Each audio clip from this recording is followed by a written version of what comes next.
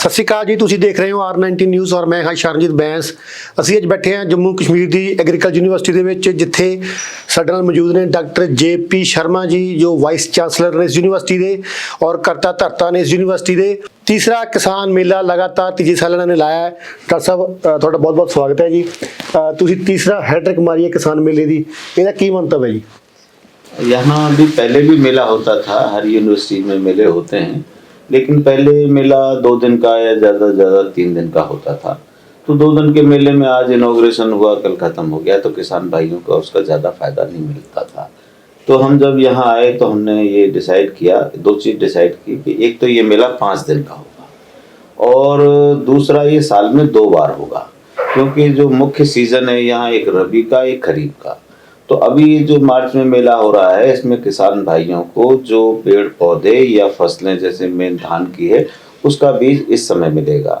जब अक्टूबर में मेला होगा तो जो रबी की फसलें हैं, गेहूं हैं, चना है, सरसों हैं, उसका बीज, क्योंकि एक किसानों का जो मुख्य आकर्षण होता है, एक तो कृषि संबंधी जानकारी लेना और दूसरा होता है कि उस समय के बीज उसके उन्नत क्वालिटी के उपलब्ध हो जाए और पेड़ पौधों की जो नर्सरी प्लांट हैं वो मिल जाए। तो उस चीज़ को देखते हुए हमने 2 मेलों का साल में आयोजन किया है।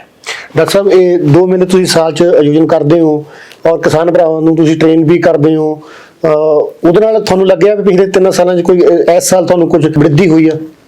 किसानों में बड़ा उत्साह है और इसका आप प्रभाव देखें कि पहले जम्मू रीजन के किसान आते थे, अब लेह लद्दाख और श्रीनगर क्षेत्र के भी आते हैं और हिमाचल, उत्तराखंड, पंजाब, हरियाणा, दिल्ली और यूपी, इन क्षेत्रों से किसान आ रहे हैं और मध्य प्रदेश से भी कल किसानों के आने की संभावना। तो इसकी जो उसका जो हुआ है पब्लिसिटी या इसकी जो सार्थकता, लोगों ने कुछ वैरायटीज हमने ऐसी निकाली कि पहले यहाँ वैरायटीज जो ज़्यादातर नीचे से ही आती थी, PAU, HA या IRA की, अब कुछ धान की जैसी वैरायटी हमने निकाली, वो कम समय में पक जाती है, गिरती नहीं है, लॉजिंग नहीं होती, और जो यहाँ की प्रचलित वैरायटी थी उससे जो है 25-30% उसकी उत्पादकता ज़्यादा है। तो क्योंकि राइस वीट सिस्टम है पंजाब में भी, हरियाणा में भी, तो धान को काटने के बाद गेहूं की बुवाई के लिए कम समय मिलता है, तो हमने ऐसी वैरायटी निकाली जो 20-25 दिन पहले ही पक जाती है और किसानों को पूरा समय मिल जाता है धान की फसल को काटने के बाद गेहूं की बोने के लिए। तो कुछ और ऐसी टेक्नोलॉजीज हैं जिसके माध्यम से लोग यहाँ आकर्षित हो रहे हैं। अभी जैसे हमारे लाखों किसान, हमने ये फिजिकल तो कर ही रखा है मेला, आपने देखा होगा, बहुत लोग आए हुए हैं, महिलाएं आई हुई हैं, लेकिन इसका ऑनलाइन मोड पे भी, वर्चुअल मोड पे भी ये हमारा मेला चल रहा है। ये समय की मांग को देखते हुए मेले का जो इस बार हमने थीम रखा है वो प्राकृतिक खेती और आधुनिक खेती का समागम कैसे किया जाए, क्योंकि दोनों चीज़ों की ज़रूरत है। आज भी चर्चा हो रही थी, मंच से भी बात हो रही थी कि उत्पादन तो बढ़ रहा है और इतना उत्पादन बढ़ गया है कि हमारे पास रखने के लिए जगह नहीं है, लेकिन साथ ही साथ जो हमारी सॉइल है उसका स्वास्थ्य खराब हो रहा है, पानी है वो हमारा प्रदूषित हो रहा है, वातावरण है वो हमारा चाहे खाद या केमिकल्स जो हम डालते हैं उससे वो भी प्रदूषित हो रहा है, और उसका सबका इफेक्ट जो है वातावरण के अलावा ह्यूमन हेल्थ, आदमी पे और जानवरों पे पड़ता है। तो अब बात ये चल रही है कि ठीक है, हमने फूड सफिशिएंसी हमने हासिल कर ली, लेकिन अब न्यूट्रिशनल सेल्फ सफिशिएंसी की बात हो रही है और ऐसा पैदा करने की बात हो रही है भोजन जिससे जो है ना वातावरण प्रदूषित हो, ना हेल्थ को हैजार्ड हो। तो प्राकृतिक खेती की तरफ भी हमारा ख्याल है। अब जैसे ये देश की प्राथमिकता है, ऑनरेबल प्राइम मिनिस्टर ने गुजरात से एक आह्वान किया था कि हमें देश में प्राकृतिक खेती को फैलाना है, तो वो हम इस पर चर्चा भी कर रहे हैं, एक योजना भी बनाई है और इस पर आज भी एक सम्मेलन हुआ, उसमें भी इस पर चर्चा हुई कि किस तरह से जो मॉडर्न टेक्नोलॉजी है और ट्रेडिशनल हमारी विजडम है, उन दोनों का समावेश आज के युग में जरूरी है। तो ये एक मुख्य विषय था। इसमें जैसे मैंने बताया 6-7 स्टेट से किसान आए हैं। आप मेले में गए होंगे तो 300 से ज़्यादा जो स्टॉल्स हैं वो लगे हुए हैं, लेकिन उसमें अच्छी बात यह है कि जो स्टॉल्स हैं सिर्फ गवर्नमेंट और प्राइवेट इंडस्ट्री के नहीं हैं, इसमें एनजीओज ने अपने बड़ी संख्या में लगाए हैं जो समाज के लिए काम कर रहे हैं। इसमें जो फार्मर्स ने अपने स्टॉल लगाए हैं जो प्रोग्रेसिव फार्मर हैं, और हमारे आप मंच पे देखेंगे हर प्रोग्राम में, इवन इनॉग्रेशन में भी एक फार्मर जरूर मंच पे रहता है जो कहीं दूर दराज से या कहीं भी दूसरे प्रदेशों से आए हुए रहते हैं। आज आपके पंजाब से एक गुरप्रीत शेरगिल हैं जी, जिनको फूलों में बड़ा नाम है जी। आज वो यहाँ गेस्ट ऑफ ऑनर है, मंच पे बैठे हुए हैं, अपने अनुभव साझा कर रहे हैं जी। और एक और अच्छी बात है, इसमें करीब 20 विद्यार्थियों ने जिन्होंने नौकरी न करके और उद्यमता को बढ़ाने के लिए, एंटरप्रेन्योरशिप को बढ़ाने के लिए जो स्टार्टअप शुरू किए हैं, तो 20 ऐसे स्टॉल हैं जो स्टूडेंट ने अपना व्यवसाय एग्रीकल्चर से रिलेटेड किया है। और एग्रीकल्चर के अलावा केमिकल इंजीनियरिंग से एक लड़की मानसी शर्मा है, उसको भी अवार्ड भी मिला था और हमने ही उसको यहाँ पे जो इंक्यूबेशन सेंटर है हमारा, उसमें उसने ट्रेनिंग ली थी। वो केमिकल इंजीनियर है आईआईटी से, उसने भी अपना स्टॉल। तो उसका आशय ये था कि जो हमारे विद्यार्थी हैं वो सिर्फ ये न देखें कि डिग्री करके नौकरी की तलाश में जाएंगे, उनमें ऐसी भावना पैदा हो कि कृषि में उद्यमता के या एंटरप्रेन्योरशिप के या स्टार्टअप के या बिजनेस की क्या क्या अपॉर्चुनिटीज हैं, जिससे कल की डेट में वो जॉब सीकर न होके जॉब प्रोवाइडर हों। इसमें मशीनरी जो है पंजाब से हरियाणा से बड़ी कंपनियां मशीनरी लेके आई हैं। सॉइल टेस्टिंग लेबोरेटरी यहाँ पे है जिसमें अपनी मृदा और पानी की टेस्ट करा सकते हैं। ह्यूमन हेल्थ के लिए जो वहाँ पे एक स्वास्थ्य का सेंटर भी खुला हुआ है, उसमें लोग उसका फ़ायदा उठा रहे हैं। और जो पेड़ पौधे हैं जो इस समय लगते हैं, जो फरवरी मार्च का ऐसा महीना होता है कि इस समय प्लांटेशन की जा सकती है, और दूसरा उचित समय होता है जुलाई अगस्त का, तो बड़ी संख्या में किसान उसको भी खरीद रहे हैं। फिर हमने जो सामयिक विषय हैं, जैसे आज बीज की पे कार्यशाला थी, एक वर्कशॉप थी, और उसका कारण ये था कि बीज का उत्पादन में बड़ा महत्व होता है। बीज यदि खराब है तो सारी चीजें होते हुए भी कुछ होगा नहीं। तो उसमें हमारे करनाल में एक इंस्टीट्यूट है मिनिस्ट्री ऑफ एग्रीकल्चर का, आईसीआर का, उसके डायरेक्टर डॉक्टर जीपी सिंह आए थे। फिर एक इंस्टीट्यूट वहाँ महू में है, हमारा महू जो है वहाँ सीड रिसर्च इंस्टीट्यूट, उसके भी डायरेक्टर यहाँ पे आए हुए थे। तो उनके साथ हमने एक एग्रीमेंट भी किया है कि जो उनकी वैरायटीज हमारे क्षेत्र के लिए उचित होंगी उनका वो हमें बीज उपलब्ध कराएंगे और उससे संबंधित जानकारी भी देंगे। जो हमारी वैरायटीज हैं उस क्षेत्र के लिए सुटेबल होंगी तो उसका बीज हम उनको उपलब्ध कराएंगे। तो ये जो एक करार आज हुआ है उससे किसानों को बड़ा फायदा होने वाला है। इसी तरह से मधुमक्खी पालन यहाँ का एक बहुत बड़ा व्यवसाय हो सकता है, क्योंकि यहाँ जमीन बहुत कम है। एक करीब 1.25 एकड़ के करीब जमीन है। जैसे नेशनल एवरेज पे देखा जाए तो 1 हेक्टेयर है, लेकिन यहाँ जो है 0.56 हेक्टेयर है, करीब नेशनल एवरेज से आधी जमीन है। तो हम इस समय इस चीज पे ज्यादा ध्यान दे रहे हैं कि गेहूं धान तो ठीक है, मक्का, लेकिन उससे यहाँ के किसानों की जो इनकम है, आमदनी है या रोजगार नहीं बढ़ेगा। तो हम ऐसी फसलों की बात कर रहे हैं जो कम जमीन में कम समय में अधिक आमदनी दे सकें और खेती में ही रोजगार के साधन पैदा कर सकें। तो मधुमक्खी पालन पे यहाँ पे चर्चा हुई, उसमें मिनिस्ट्री ऑफ एग्रीकल्चर से बी बोर्ड है उसके माध्यम से यहाँ हुआ।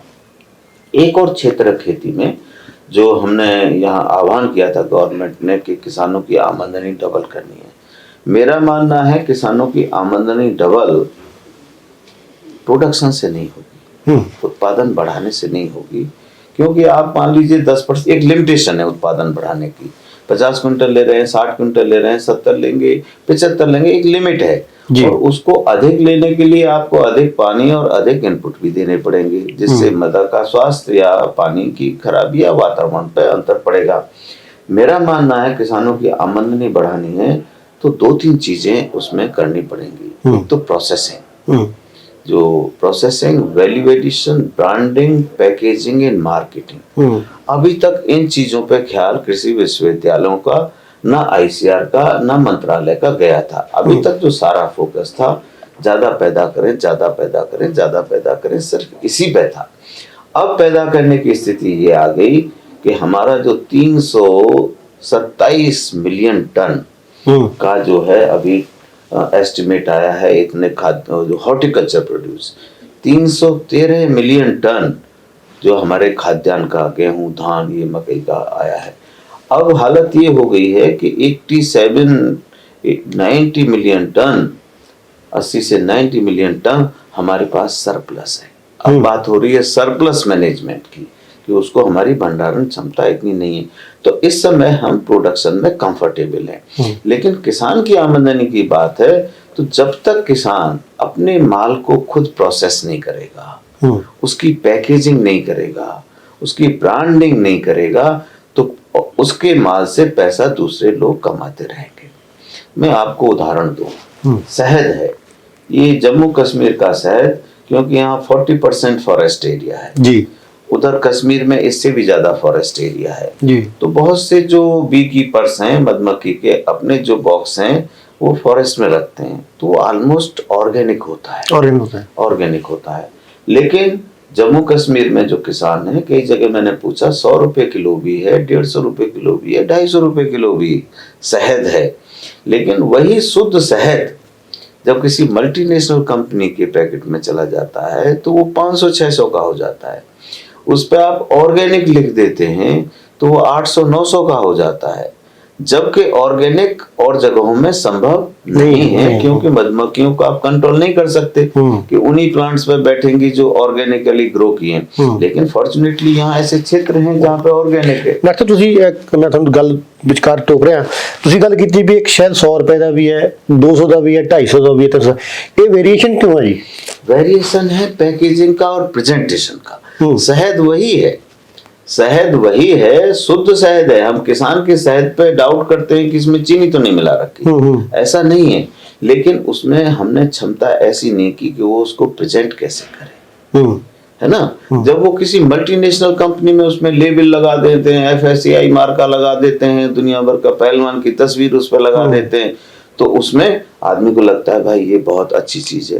मतलब कहना बाबा कि किसानों को पेशकारी करनी नहीं होती, पेश करना नहीं आता। अब ये पानी की बोतल है जी, पानी की बोतल है, सिंपल पानी है ना जी, इस पर क्या क्या चीजें लिखी हुई है जी, तो आदमी सोचता है ये तो बहुत अच्छी चीज है, शुद्ध है, शुद्ध है। और ये 7 रुपए की जो है 200 ml है, यानी 35 रुपए लीटर पानी। दूध, हमारा गांव दिल्ली से 70 किलोमीटर जी, अभी भी 25 रुपए लीटर दूध है। मैं पटियाला में गया था, पटियाला तो विकसित शहर है आपका, तो वहाँ रखड़ा गांव में मैं गया था, वहाँ किसानों से बात की, 25, 28, 30 रुपए किसानों का, कंज्यूमर को मिल रहा है ज्यादा, लेकिन किसानों को अभी भी। आप राजस्थान चले जाइए 18-20 रुपए लीटर दूध भी है, भागलपुर बिहार चले जाइए 20-25 रुपए लीटर दूध, और पानी 35 रुपए लीटर। एक पानी और आ रहा है जो 64 रुपए लीटर। थर्ड कैटेगरी है पानी की डायरेक्टली फ्रॉम गौमुख। गौमुख कहाँ है? उत्तराखंड में, जहाँ से गंगा निकलती है। तो वो कहते हैं ये सीधा पानी गौमुख से आ रहा है। अब कौन चेक कर रहा है ये कहाँ से आ रहा है? पैमाने नहीं है, पैमाने नहीं है। तो मैं कहने का मतलब है कि अब समय ये आ गया है कि लोग पानी को 50 रुपए किलो बेच रहे हैं, 60 रुपए बेच रहे हैं, किसान का दूध 60 रुपए नहीं बिक रहा। और उसमें गलती हमारी भी है, वैज्ञानिकों की भी है, कि हमने सिर्फ किसान को उत्पादन करना बताया, दूध ज्यादा पैदा करे ये बताया, ये नहीं बताया दूध से कमाए कैसे। कमाना सिखाया दूसरे लोगों ने, फार्मर को नहीं, इंडस्ट्री को सिखाया। उनको सिखाया पानी से कमाई कैसे करें, हमने नहीं सिखाया दूध से कमाई कैसे करें। अब वो समय आ गया है। लेकिन दिक्कत क्या है कि किसान छोटा है जी, वो प्रोड्यूसर हो सकता है, गेहूं उगा सकता है। जैसे आज यहाँ के एक महिलाओं का स्टॉल लगा है, उसमें ये टर्मरिक, हल्दी। अब हल्दी वो मुश्किल से 15 रुपए उनको मिलता है, बड़ी प्रयास से वो 20 रुपए किलो बेच रहे हैं। 5 किलो हल्दी को सुखा लिया जाए जी, हरी हल्दी को 5 किलो हल्दी हुई 75 रुपए की, 15 रुपए के हिसाब से। लेकिन वो उस हल्दी को 5 किलो को यदि सुखा के आप पीस लें तो 1 किलो पाउडर बनता है जो 300 रुपए का होता है। ये है वैल्यू एडिशन। लेकिन कमा कौन रहा है? किसान तो 12 रुपए 15 रुपए में उसको हल्दी को बेच रहा है। उसे सुखा के कोई इंडस्ट्रियलिस्ट उसको 300 में बेच रहा है। हमने एक स्टडी की उसमें पाया कि जो किसान का उत्पाद है, चाहे दूध है, चाहे बिस्किट है, चाहे ब्रेड है, चाहे और चीज़ें, मैं कंज्यूमर 100 रुपये में उसे खरीदता हूँ, तो उसमें से 20-25 रुपये ही, 23 रुपये ही किसान को मिलते हैं, और उसमें से 77 रुपये जो है 100 रुपये में से जो मिडिल मैन है, वो कमा रहा है, चेन है, वो कमा रहा है। अब बात ये हो रही है कि ये इम्पोर्टेंट नहीं है कि किसान की पैदावार कैसे बढ़ाई जाए, इम्पोर्टेंट ये है कि जो कंज्यूमर प्राइस है उसमें किसान का शेयर कैसे बढ़ाया जाए, 23% से 40% कैसे किया जाए, 60% कैसे किया जाए। अब हम इस पे काम कर रहे हैं। हम काम कर रहे हैं ऐसी क्रॉप्स पे जो कम जमीन में कम समय में अधिक पैदावार दें। फॉर्चुनेटली ये जम्मू कश्मीर एरिया ऐसा है जी, यहाँ सारी क्लाइमेटिक कंडीशन है जी, यहाँ ये आपका स्नो भी है, डिजर्ट भी है, ड्राई डिजर्ट भी है, ट्रॉपिकल है, सब ट्रॉपिकल है, और इधर आपके पंजाब से मिला हुआ है जी, तो ये हर तरह की जलवायु है। तो हमने किसानों को शुरू किया है ये मोटिवेट करना, प्रेरित करना कि भाई देखो गेहूं धान आप नीचे से भी ले सकते हो। बहुत से कंट्री हैं जो एग्रीकल्चर नहीं करते। अमेरिका में एग्रीकल्चर का शेयर 1.9% है, लेकिन वो बेस्ट, वर्ल्ड का जो बेस्ट है वो खाते हैं जी, अल्फांसो हम नहीं खा पाते। महाराष्ट्र में अल्फांसो आम होता है जी, इतनी वर्ल्ड क्वालिटी का, हम नहीं खा पाते क्योंकि बहुत महंगा है, लेकिन वो खाते, पैदा नहीं करते।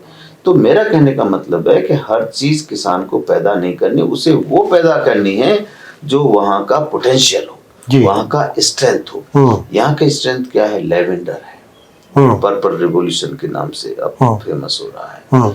यहाँ का लेमन ग्रास है जो बहुत आमदनी दे सकता है। लेवेंडर से एक किसान भारत भूषण है, वो शायद यहाँ आए भी होंगे मेले में, 12 लाख रुपए पर हेक्टेयर कमा रहे हैं। यहाँ की स्ट्रेंथ है काला जीरा है, यहाँ की स्ट्रेंथ है सैफरन है, यहाँ की स्ट्रेंथ है मेडिसिनल और एरोमेटिक प्लांट्स हैं। तो हम डिस्ट्रिक्ट वाइज हमने प्लान बनाया है, 1 डिस्ट्रिक्ट 1 प्रोडक्ट करके कि कहाँ पे क्या करना है। जैसे कठुआ डिस्ट्रिक्ट जो कि आपका पंजाब से लगा हुआ है जी, उसमें हमने हल्दी के लिए उसको स्पाइस डिस्ट्रिक्ट हमने घोषित किया है, तो वहाँ उसकी संभावना है। खुम्बी एक दूसरा मशरूम यहाँ बहुत पोटेंशियल है जी, क्योंकि छोटी जोत है, तो लोग अपने कमरे में भी करें, मान लीजिए इस कमरे में भी करें तो 50,000 की आमदनी वो ले सकते हैं। ऐसी टेक्नोलॉजी उसकी उपलब्ध है। तो हमने जो सामा डिस्ट्रिक्ट है उसको हमने घोषित किया है उसको मशरूम डिस्ट्रिक्ट। तो और चीजें भी होंगी, लेकिन मशरूम की ट्रेनिंग, मशरूम का प्रोडक्शन, मशरूम की प्रोसेसिंग, मशरूम की ब्रांडिंग, मशरूम की मार्केटिंग, उस पर जोड़ देंगे। ये जम्मू जो डिस्ट्रिक्ट है हमने इसको डेयरी डिस्ट्रिक्ट घोषित किया है क्योंकि डेयरी की यहाँ अपार संभावना है। और अब गवर्नमेंट का भी एक बहुत बड़ी स्कीम है जिसमें 50% डायरेक्ट सब्सिडी है। एक 10 लाख का आप व्यवसाय करते हैं तो 5 लाख रुपए आपको तुरंत मिलेंगे और बड़ा आसानी से मिल रहे हैं, वो कठिनाई ज़्यादा उसमें है नहीं। एक यहाँ खजूरिया सुबह किसान आए थे, आधे एकड़ में उन्होंने करीब करीब 70 एनिमल रखे हैं। लास्ट ईयर की उनकर जो इनकम थी 30 लाख रुपए थी। 30 लाख रुपए एक आधे एकड़ में कमाना पर एनम आधे एकड़ में 70 एनिमल रखे हुए हैं। अब उन्होंने व्यवसाय आगे बढ़ाया, उसका दूध का जो है पनीर बनाना और प्रोडक्ट बनाना, फिर उन्होंने एनिमल फूड फीड बनाना शुरू कर दिया। फिर उन्होंने यहाँ 3 आउटलेट्स शुरू कर दिए जम्मू में और एटीएम भी, मिल्क एटीएम भी शुरू कर दिया। और उनका 20-22 लाख रुपए तो जो आमदनी थी लास्ट ईयर की वो वर्मी कंपोस्टिंग थी। अच्छा, अपना बनाते हैं, अपना दूध इकट्ठा करते हैं और जो आसपास के छोटे डेयरी ओनर्स हैं उनका भी कलेक्ट करके बेचते हैं। एक सतपाल किसान जो बॉर्डर पे हम गए, 200 गज में 24 एनिमल रखे हुए थे 200 गज में, और रोजाना की सेल 15,000 रुपये है। आप 30% भी उसका प्रॉफिट निकालें तो 4,500 रुपये पर डे की आमदनी है। इन्होंने अपने बच्चे, जो खजूरिया का मैं एग्जांपल दे रहा था, 60,000 की नौकरी गुड़गांव में करता था बीटेक के बाद, वो नौकरी छुड़वा दी, अपने उसमें पैसे में लगा दिया, उसी को बढ़ा रहा है।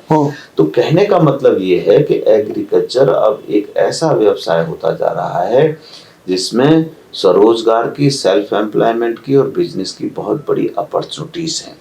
IIT से, IIM से लोग जॉब छोड़ के इसमें ऑर्गेनिक एग्रीकल्चर में, वर्मी कंपोस्टिंग में, प्रोसेसिंग में, वैल्यू एडिशन में आ रहे हैं। और जहाँ तक एजुकेशन का सवाल है, बहुत सी जगह इंजीनियरिंग कॉलेजेस बंद हो गए। आपने कर्नाटका, महाराष्ट्र में बंद हो गई। मैं लवली यूनिवर्सिटी में गया था, इंजीनियरिंग को खत्म करके, कम करके एग्रीकल्चर की सीट उन्होंने डबल कर दी है। क्यों? क्योंकि इसका स्कोप जो है आने वाले समय में बहुत बढ़ रहा है। और कोरोना में आपने देखा होगा हर चीज फेल हो गई जी। किसी को आईफोन की चिंता नहीं थी, किसी को गाड़ी की चिंता नहीं थी, लेकिन हर आदमी को भोजन चाहिए। तो एग्रीकल्चर कभी फेल होगा नहीं। -23% ग्रोथ थी और सेक्टर में, मैन्युफैक्चर में, इंडस्ट्री में, ट्रांसपोर्ट में -23%। एग्रीकल्चर ही एक ऐसा सेक्टर था जिसमें 3.4% पॉजिटिव ग्रोथ थी। तो आने वाला जब हम आत्मनिर्भर भारत की बात करते हैं, तो जो आत्मनिर्भर ये जो देश बनेगा वो एग्रीकल्चर से बनेगा। स्वर्णिम ये युग चल रहा है जिस तरह का सपोर्ट सिस्टम भी एग्रीकल्चर में है। आपने सुना होगा प्राइम मिनिस्टर आत्मनिर्भर भारत स्कीम, इसमें 1,65,000 करोड़ का एलोकेशन किया गया है जी। 4,000 करोड़ का है कि एरोमेटिक और मेडिसिनल प्लांट, एलोवेरा है, सत्तावर है, इन सब चीज़ों को कैसे बढ़ाएं। 4,000 करोड़ का 500 करोड़ का एलोकेशन है मधुमक्खी पालन को कैसे बढ़ावा दिया जाए।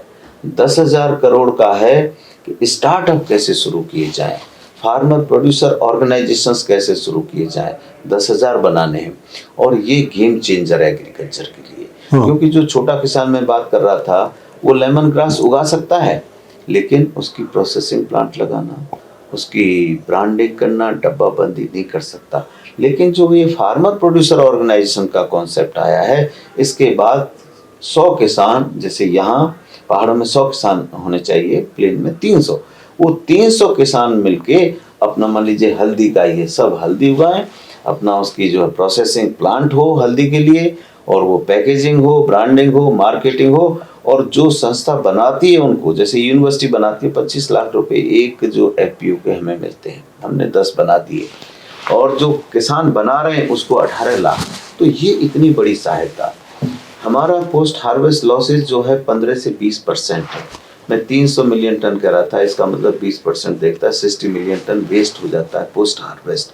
उसको ये ऑस्ट्रेलिया के प्रोडक्शन से भी जाता है। तो उसको बचाने के लिए जो 1 लाख करोड़ रुपए का infrastructure fund at farm gate आत्मनिर्भर भारत में है। और फिशरीज के लिए, क्योंकि फिशरीज का बहुत बड़ा पोटेंशियल हमारे देश में है।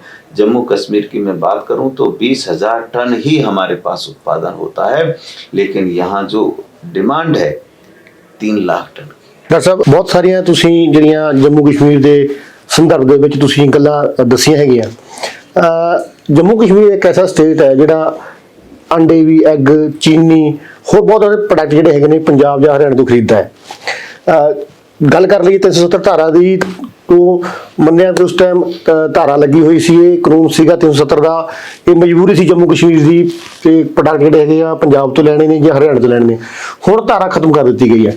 ਹੁਣ ਜੰਮੂ ਕਸ਼ਮੀਰ ਸਟੇਟ ਕਿੱਥੇ खड़ा जी? देखिए, दूध भी हमारे यहाँ बाहर से आता था, दूसरे स्टेट से। आज स्थिति ये है कि हम दूध में सेल्फ सफिशिएंट हैं और हमारा टारगेट है कि आने वाले 1 साल में 30% जो दूध है हम बाहर बेचेंगे।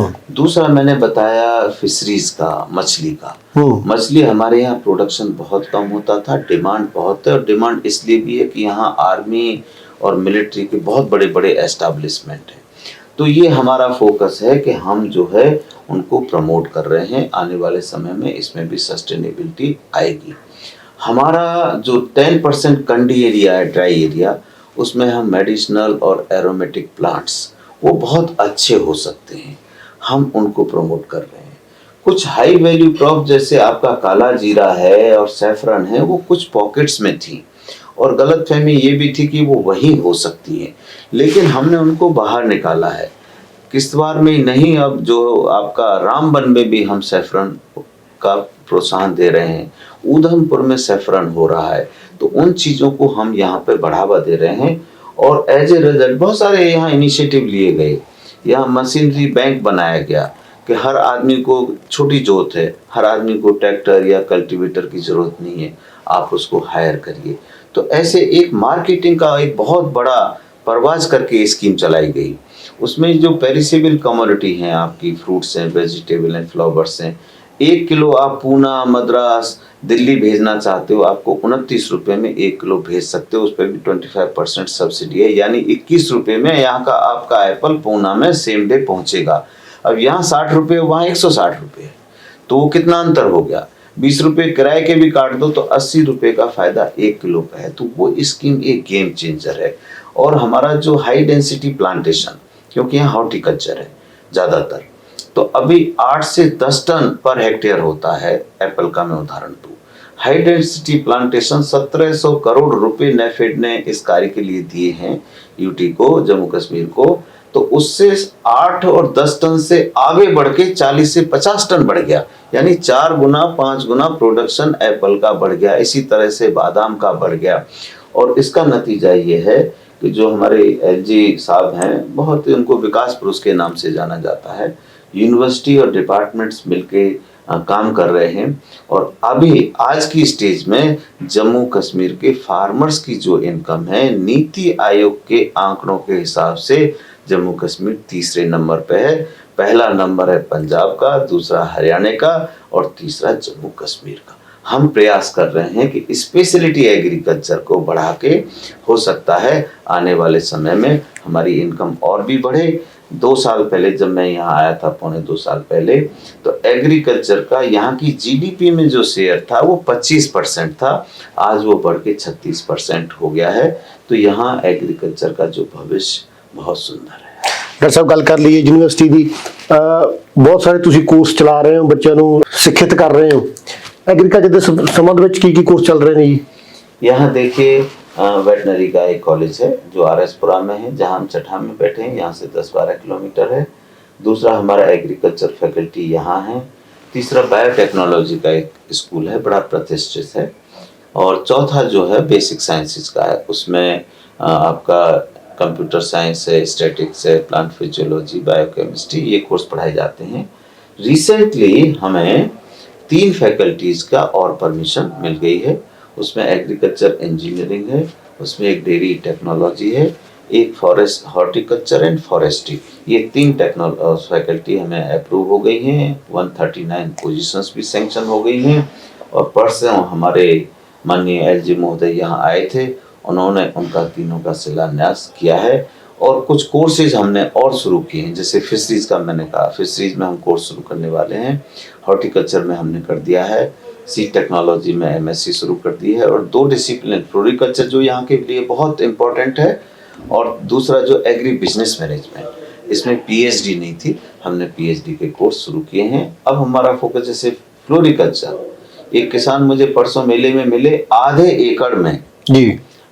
एकड़ में 2 लाख रुपए मैरीगोल्ड से कमा रहे हैं। तो यहाँ हमारा फोकस है कॉमर्शियल हॉर्टिकल्चर को प्रमोट करना, कॉमर्शियल फ्लोरिकल्चर को प्रमोट करना। तो अभी तक फैकल्टी नहीं थी, इसलिए थोड़ी दिक्कत थी। अब ये फैकल्टी भी आ गई हैं, तो यहाँ स्टूडेंट्स की स्ट्रेंथ भी बढ़ेगी और उनके रोजगार के साधन भी बढ़ेंगे। डॉक्टर साहब, सैमीनार बहुत होंगे ने, ऑल ओवर इंडिया होंगे ने, पंजाब भी होंगे ने, तुसीं जम्मू च करवा रहे हो, किसान आउंदे भी ने, तुहाडी गल सुनदे भी ने, पर वो किन्नी इंप्लीमेंट करते हैं ये बात की गल है। पिछले साल नालों इस साल जिहड़ियां किसानां दीयां मौतां करजे दी वजह नाल बहुत मौतां होईयां। लोकी कुछ भी उगाउंदे ने, धान उगाउंदे ने या कुछ भी उगाउंदे ने, उन्हां नूं ना फायदा नहीं मिल रहा, इस करके वो कर्जे की मार हटा के अपने आप नूं सुसाइड करते हैं। इहदा की कारण मनदे जी? यहाँ ऐसे कोई केसेस नहीं है। जम्मू कश्मीर में मैं बताऊं कि आपकी आधी जो लैंड है, कंट्री के एवरेज की आधी लैंड है जी।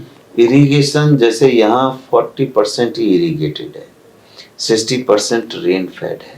लेकिन मैं पौने 2 साल से मैंने यहाँ एक भी केस नहीं सुना।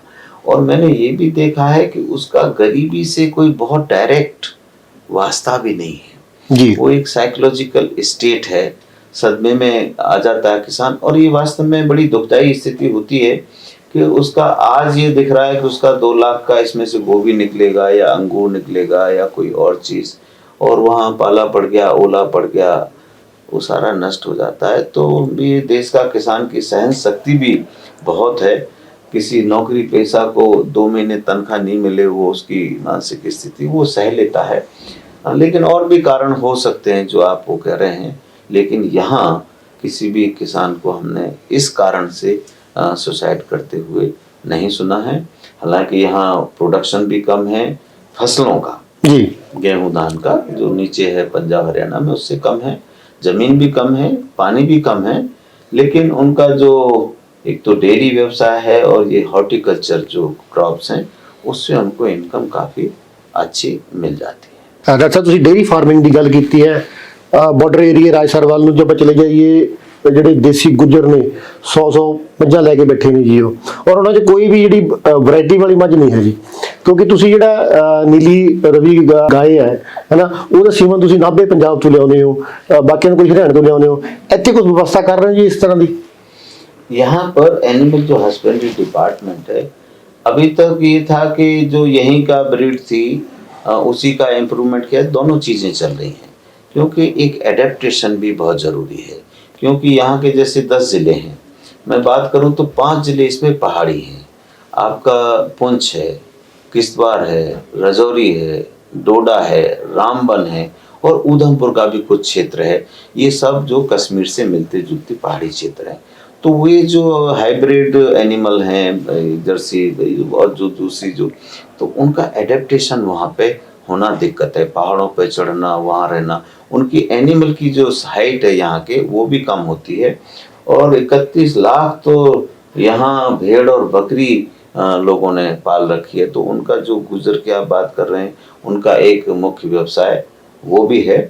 प्रोडक्टिविटी यहाँ के एनिमल्स की कम है, लेकिन यहाँ अभी पशु प्रदर्शनी हुई थी, पिछले साल एक एनिमल आया था जिसका 52 लीटर था पर डे, और 42 लीटर की तो गाय इस साल भी यहाँ मेले में परसों जो पशु प्रदर्शनी थी उसमें भी आई थी। तो धीरे धीरे सुधार हो रहा है।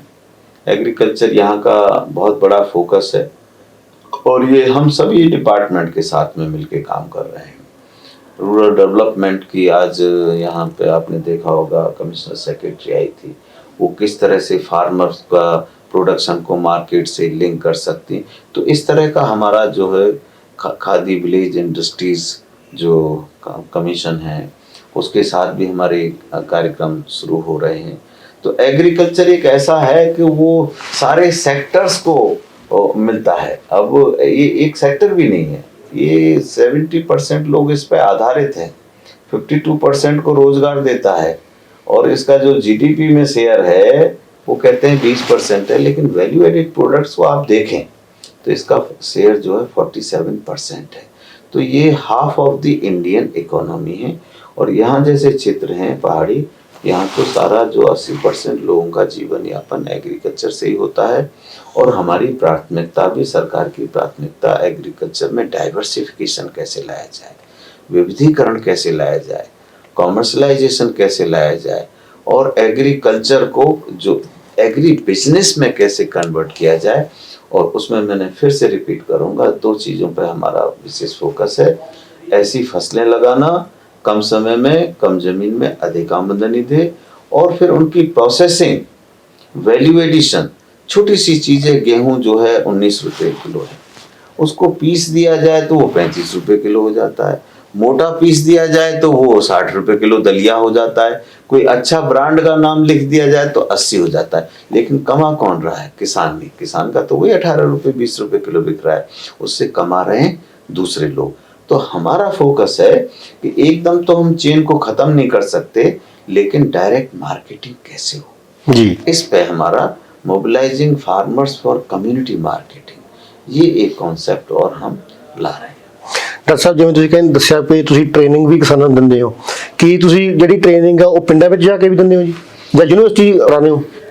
गांव में जो हमारे हर जिले में केवीके अभी 7 जिलों में था, 3 और सैंक्शन हो गए, 2 में फंक्शनल हो गया, तो 10 में से 9 में जो है हमारा काम कर रहा है, 1 और खुलना है।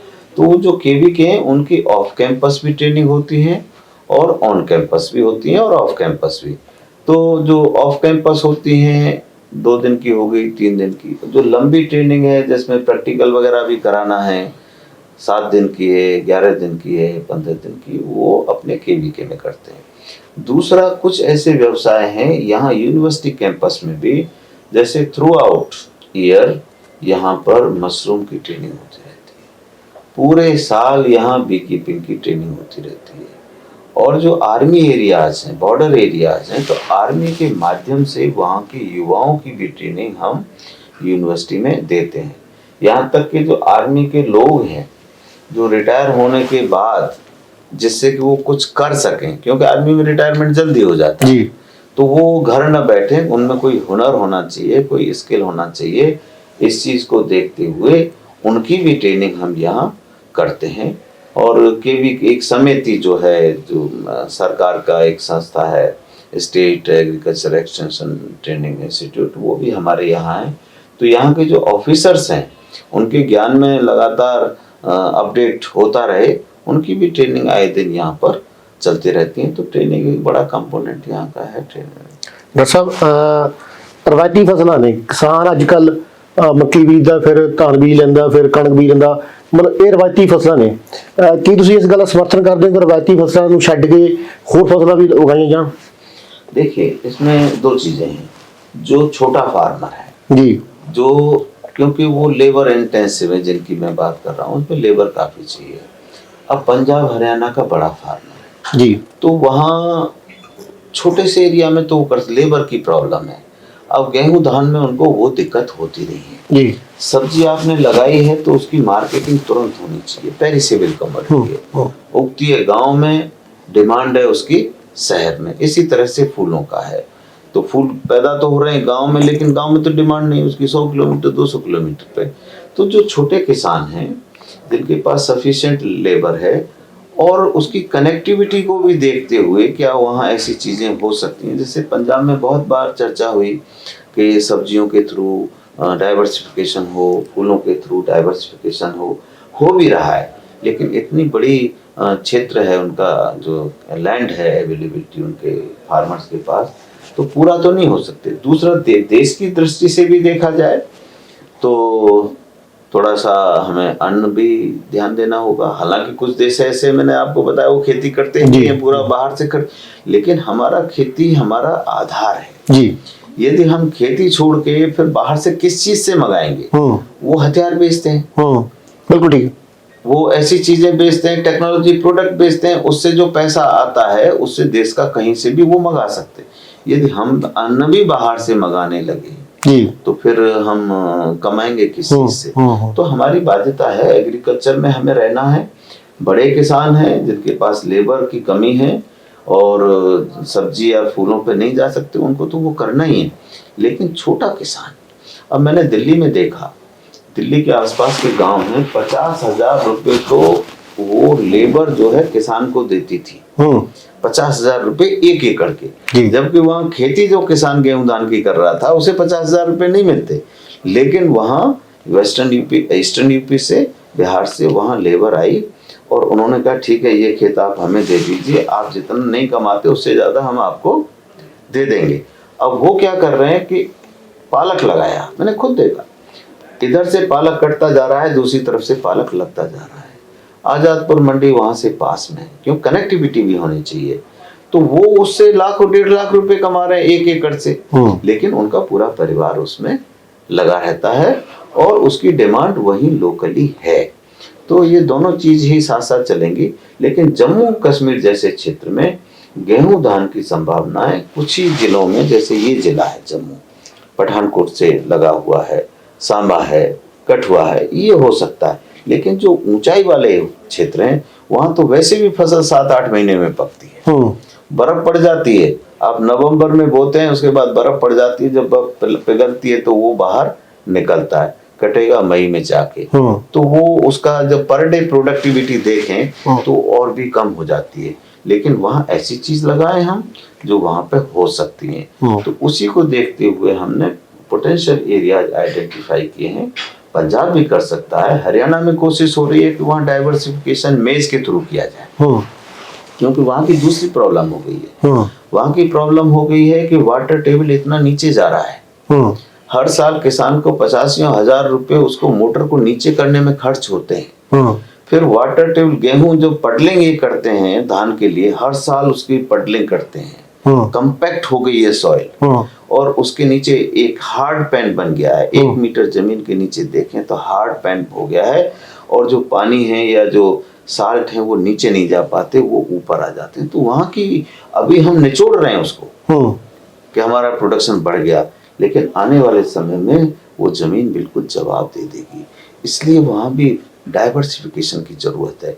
डेयरी वहाँ इसलिए नहीं पनप रही कि वहाँ फॉडर जो 7% भी एरिया पंजाब में नहीं है। अभी पल्सेस की हम बात कर रहे हैं, वहाँ पल्सेस का प्रोडक्शन नहीं है। तो एक समय ऐसा चक्र चल रहा है कि राइस वीट, तो इससे बहुत सारी प्रॉब्लम्स वहाँ पैदा होने जा रही हैं।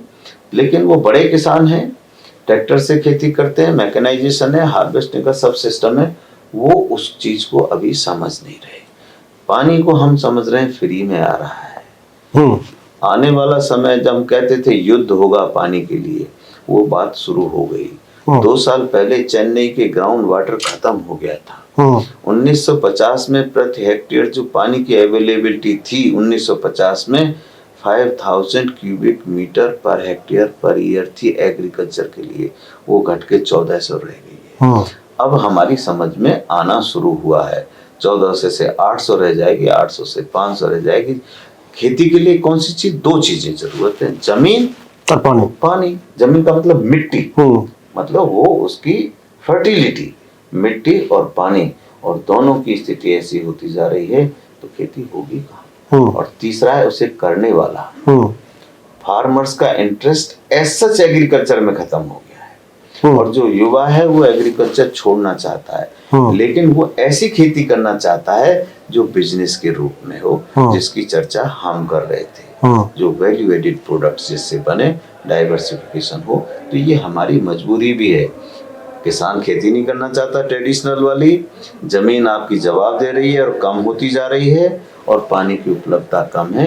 इन तीनों चीजों को रिवाइव करने के लिए एग्रीकल्चर को एग्री बिजनेस के स्वरूप में देखना। डॉक्टर साहब एक जानकारी दिओ भी खाद जिहड़ी है वो फसल ਲਈ ਕਿੰਨੀ ਜ਼ਰੂਰੀ ਹੈ, ਕਿਉਂਕਿ ਅਸੀਂ ਬਹੁਤ ਸਾਰੀਆਂ ਵੀਡੀਓਜ਼ ਵੀ ਦੇਖੀਆਂ ਹੈਗੀਆਂ ਜਿਹੜੇ ਕਿਸਾਨ ਭਰਾ ਨੇ ਐਕਸੈਸ ਚ ਖਾਦ ਪਾਉਂਦੇ ਨੇ, यूरिया ਪਾਉਂਦੇ ਨੇ, ਕਿੰਨੀ ਜ਼ਰੂਰੀ ਹੈ ਇਹ ਖਾਦ? नहीं, जिस तरह से हमारे शरीर को भोजन की आवश्यकता होती है, कार्बोहाइड्रेट की जरूरत है, प्रोटीन की जरूरत है, फैट्स की जरूरत है, इसी तरह से जमीन को, प्लांट्स को न्यूट्रिएंट की जरूरत होती है। उसमें मुख्य है नाइट्रोजन, फास्फोरस और पोटास। अब ये किस माध्यम से आप देंगे, जैसे प्रोटीन है हम मीट से लेंगे या दाल से लेंगे, ये दोनों से मिल सकता है। इसी तरह से जमीन को भी नाइट्रोजन अन्य माध्यम से भी मिल सकता है, वातावरण से भी मिल सकता है। राइजोबियम एक कल्चर होता है, वो जो नोड्स होती हैं प्लांट्स की, जो पल्सेज होती हैं, उसमें वो नाइट्रोजन फिक्सेशन जो है नोड्स में होता है। अब बायो फर्टिलाइजर्स बन रहे हैं, वर्मी कंपोस्ट बन रहा है, तो जरूरी नहीं है कि उसमें यूरिया डाला जाए या DAP डाला जाए। किसान उसकी प्लांट की जो जरूरत है वो आप ऑर्गेनिक मीन से भी पूरा कर सकते हैं। दूसरा, जो प्राकृतिक खेती की बात हो रही है, उसमें जैसे बहुत सारी ऐसी चीजें आई हैं कि गौमूत्र है और काव डंग है, उसमें इतने ज्यादा जीवाणु होते हैं, उनका मल्टीप्लिकेशन कैसे किया जाए जिससे उसकी रिक्वायरमेंट जमीन में ही पूरी हो जाए। तो अब उस पर भी काम चल रहा है, एक यौगिक खेती, बहुत सारी विधाएं अभी नई आई हैं, और इसको सरकार भी प्रोत्साहन दे रही है और हम लोग भी एक्सपेरिमेंट करके देख रहे हैं। तो जरूरी नहीं है कि उसके लिए DAP या यूरिया ही डाला जाए, वो ऑर्गेनिक मीन्स से भी हमें हो सकता है। अब दवाई हम छिड़कते हैं तो बायोपेस्टिसाइड भी आ गए हैं जी, कि जो बायोलॉजिकल मीन्स से जो जमीन को भी हानि न करें, ह्यूमन हेल्थ को भी न करें। अब आप देखिए दिल्ली के आसपास के क्षेत्र जहाँ पे सब्जी, यमुना का जो बेल्ट है पूरा 200 किलोमीटर दिल्ली से लेके आगरा तक, दोनों तरफ सब्जी होती है जी। अब उसमें कितने ज्यादा ऐसे न्यूट्रिएंट हैं, ऐसे आर्सेनिक हैं, हैवी मेटल्स हैं, उनसे कितना नुकसान होता है। वेजिटेबल्स में कम से कम हफ्ता 10 दिन पहले छिड़काव नहीं होना चाहिए कंजम्पशन से, लेकिन किसान को जानकारी नहीं है, वो पहले भी कर देते हैं। अब जैसे पालक है, भिंडी है, उसमें तो इतने स्प्रे, भिंडी में तो इतने ज्यादा स्प्रे होते हैं। अब पालक जैसी कोमल चीज है, उसमें वाली स्प्रे हो गया, कुछ हो गया, अब उसको हम डायरेक्ट कंज्यूम कर रहे हैं, तो वो हेल्थ के लिए बहुत हानिकारक है। तो उस समय था, जब एक समय था जब हमें भूखमरी थी, विदेशों से हमारे पास हमें मंगाना पड़ता था, सला गड़ा अनाज जो हमारे पास आना था। अब हमारे पास में अनाज की कोई दिक्कत नहीं है। अब क्योंकि हेल्थ में प्रॉब्लम होने लगी, तो अब हम बात कर रहे हैं कि भाई क्वालिटी की, कि भोजन हमारा क्वालिटेटिव होना चाहिए, जो हमारी हेल्थ को नुकसान न करे। और इसीलिए हम ऑर्गेनिक की भी बात कर रहे हैं, इसीलिए हम प्राकृतिक खेती की बात कर रहे हैं। बहुत सारी हमारी मिसकंसेप्शन होते हैं। पहले हम जब गांव में थे तो खेत की तैयारी करना 16 बार जोतते थे खेत को। अभी 0 टिलेज सिस्टम आ गया, हमने खुद एक्सपेरिमेंट किया कि जोतने की जरूरत नहीं है, सीधा जोतो, उसमें जो है बीज डाल दो पहली बार। 0 टिलेज एक मशीन आई, कंप्रोमाइज नहीं होता, प्रोडक्शन उतना ही होता है, कोई कमी नहीं। हम वैसे ही जोतते रहते थे, उसकी आल और निकल जाती थी। इसी तरह से पानी, धान में जो देखा होगा आपने, 6-6, 8-8 इंच पानी भरा रहता है, उसकी जरूरत नहीं है। जरूरत सिर्फ इतनी है कि जमीन में तरेड़ नहीं पड़नी चाहिए, इतना नमी होनी चाहिए।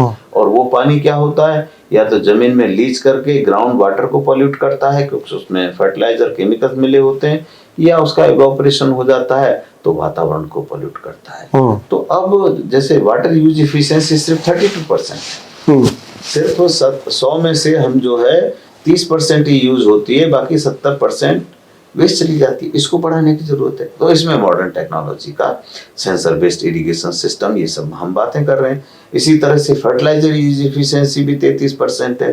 अब नैनो टेक्नोलॉजी की बात कर रहे हैं, नैनो यूरिया आ ही गया है। तो अब साइंस का सम्मिश्रण ऐसे किया जाए जिससे प्रोडक्शन तो बढ़े, लेकिन health, soil health, human health और एनवायरमेंटल हेल्थ को कोई नुकसान ना हो। डॉक्टर साहब, अंत ਵਿੱਚ ਤੁਸੀਂ ਕਿਸਾਨਾਂ ਨੂੰ ਤੇ ਜਿਹੜੇ ਐਗਰੀਕਲਚਰ ਪੜ੍ਹ ਰਹੇ ਵਿਦਿਆਰਥੀ ਨੇ ਉਹਨਾਂ ਨੂੰ ਕੀ ਸੰਦੇਸ਼ ਦੇਣਾ ਚਾਹੋਗੇ ਜੀ? विद्यार्थियों को संदेश देना चाहते हैं कि जो अभी न्यू एजुकेशन पॉलिसी है, राष्ट्रीय शिक्षा नीति 2020, उसमें एक फोकस रखा गया है वोकेशनल एजुकेशन को, स्किल डेवलपमेंट को। साउथ कोरिया की बात करें तो 96% स्किल ओरिएंटेड कोर्सेज होते हैं वहाँ, जर्मनी में 85% होते हैं, इंडिया में 5% है। यानी 95% लोगों को हम सिर्फ जॉब के लिए ही तैयार कर रहे हैं। अब हमने फोकस उसमें है कि 2025 तक जो वोकेशनल एजुकेशन है वो 50% हमें करना है और 35 तक हमें 80% करना है। अब यूनिवर्सिटी की डिग्री उस तरह की नहीं होगी, first year, second year, third year, fourth year. First year होगा सर्टिफिकेट कोर्स। आप वोकेशंस जो चुनेंगे उनकी स्टडी करेंगे, उसके बाद छोड़ना चाहते हैं आपको सर्टिफिकेट मिल जाएगा। आप आगे बढ़ना चाहते हैं तो सेकेंड ईयर होता है डिप्लोमा कोर्स। तो जो मैं वोकेशन की बात कर रहा था, मेडिसिनल, एरोमेटिक प्लांट, ये वो जो भी वोकेशन आप चुने, तो सेकेंड ईयर के बाद छोड़ना चाहते हैं तो आपको डिप्लोमा मिल जाएगा, थर्ड ईयर, फोर्थ ईयर के बाद डिग्री मिलेगी। तो कहने का मतलब ये है छात्रों से कि ये समय आ गया है कि आप अपने माइंड सेट को चेंज करें, जॉब सीकर वाले माइंड सेट को चेंज करें। आज IITs, IIM और विदेशों से भी पढ़ के जो बच्चे आ रहे हैं वो स्टार्टअप में आ रहे हैं। इतनी ग्रोथ है, आप अपना जॉब प्राप्त करें और 4 लोगों को नौकरी आप और दे सकते हैं। सारी कहानी है माइंड सेट की, हम सोचना उस डायरेक्शन में शुरू करें। ये मेरा संदेश स्टूडेंट्स को है। डॉक्टर साहब, ਤੁਸੀਂ R&D ਨੂੰ ਟਾਈਮ ਦਿੱਤਾ, ਬਹੁਤ ਬਹੁਤ ਧੰਨਵਾਦ ਤੁਹਾਡਾ ਜੀ। ਸੋ ਇਹ ਸਨ doctor JP Sharma, vice chancellor agriculture university Jammu, ਜਿਨ੍ਹਾਂ ਨੇ ਬਹੁਤ ਹੀ ਖੁੱਲ੍ਹ ਕੇ ਗੱਲਾਂ ਕੀਤੀਆਂ ਨੇ। ਉਹਨਾਂ ਨੇ ਕਿਸਾਨਾਂ ਨੂੰ ਇਹ ਸੰਦੇਸ਼ ਦਿੱਤਾ ਹੈ ਕਿ ਕਿਸਾਨ ਆਪਣੀ ਮਾਰਕੀਟਿੰਗ ਆਪ ਕਰਨ, ਆਪ ਮੁਹੱਰੇ ਆਪਣੀ ਪੇਸ਼ਕਾਰੀ ਕਰਨ ਤਾਂ ਕਿ ਉਹ ਵੱਧ ਲਾਭ ਲੈ ਸਕਣ। ਵਿਦਿਆਰਥੀਆਂ ਨੂੰ ਸੰਦੇਸ਼ ਦਿੰਦੇ ਉਹਨਾਂ ਨੇ ਕਿਹਾ ਹੈ ਕਿ ਜੌਬ ਸੀਕਰ ਨਾ ਬਣਨ, ਆਪਣੇ ਦੇ ਨਾਲ ਹੋਰ ਵੀ ਲੋਕਾਂ ਨੂੰ ਜੌਬ ਦੇਣ। ਕੈਮਰਾਮੈਨ ਰਿੰਦਰ ਬੰਟੂ ਦੇ ਨਾਲ ਸ਼ਰਨਜੀਤ ਬੈਂਸ, ਐਗਰੀਕਲਚਰ ਯੂਨੀਵਰਸਿਟੀ ਜੰਮੂ।